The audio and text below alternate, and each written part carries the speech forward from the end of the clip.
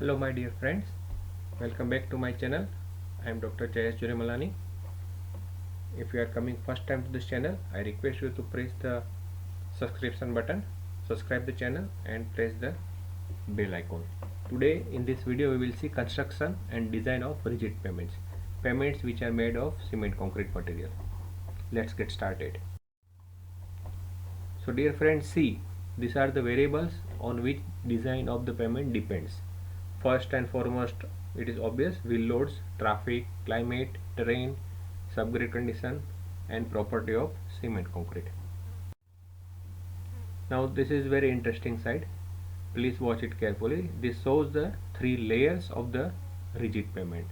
Bottom layer is subgrade. It is made up of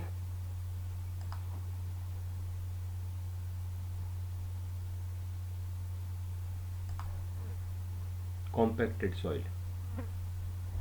Then this layer is known as a DLC, dry lean concrete, and top layer is known as a PQC, pavement quality concrete.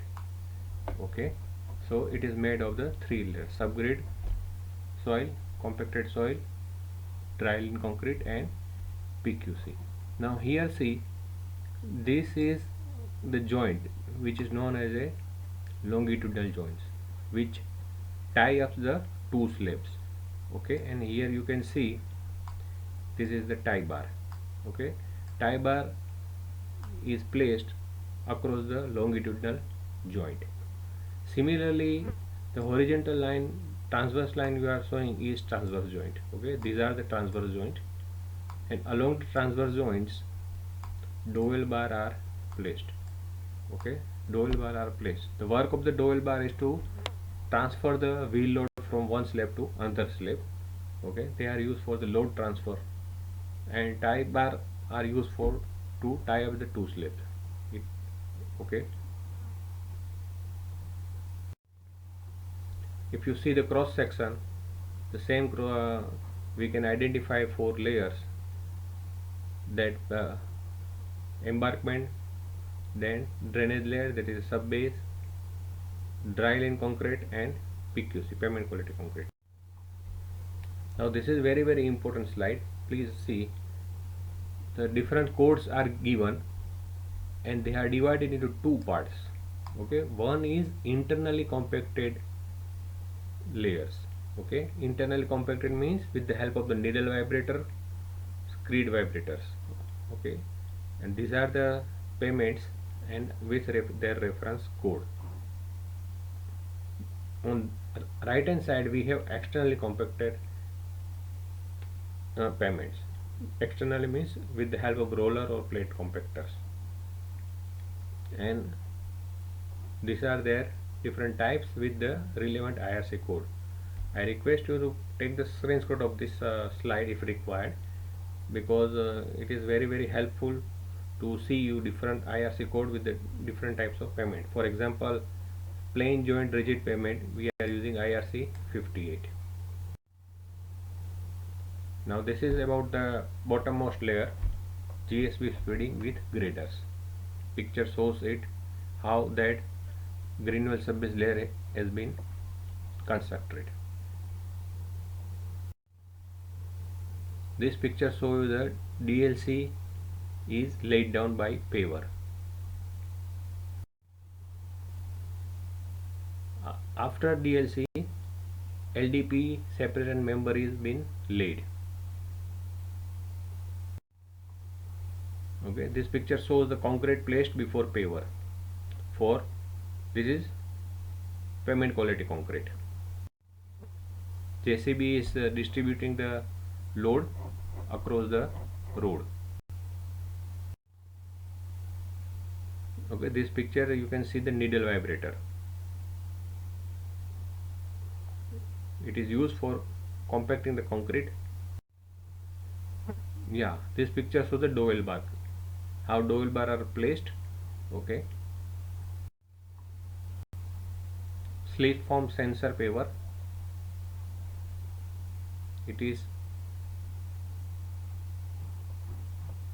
cleaning or making the top surface of the rigid pavement. Finisher of slipform paver is shown in this picture. After that, texturing has been carried out on the finished surface to increase the friction between top surface and wheel load. This was about the construction of rigid pavement. Now let us see design of the rigid pavement. Okay. Now please try to understand the flexure strength of concrete means tensile strength of concrete is only 0.7 multiplied by root FCK, where FCK is the compression strength of concrete. Therefore, if we consider, for example, M40 grade concrete, so what will be its flexure strength? 0.7 into under square root of 40 means 4.42 Newton per mm square. Now we know that 1 Newton per mm square is equal to 1 megapascal is equal to 10 kg per centimeter square. So allowable stress, the 40 M40 grade concrete can bear the stress up to 44 kg per centimeter square. So all the loads, there are basically two types of load: wheel load stress and temperature stress, and their critical combination should be less than allowable stress. This is the theme of the design of the rigid pavement. Let us see now. First of all, we have to find modulus of subgrade reaction K. It is can be found by this formula. K is equal to P by delta, where P is the pressure sustained by a rigid plate of 75 centimeter at a deflection of 0.125 centimeter. Delta is nothing but the displacement. So P by delta will give us the K. Unit of the K is kg per centimeter cube. Second is relative stiffness of slab, L.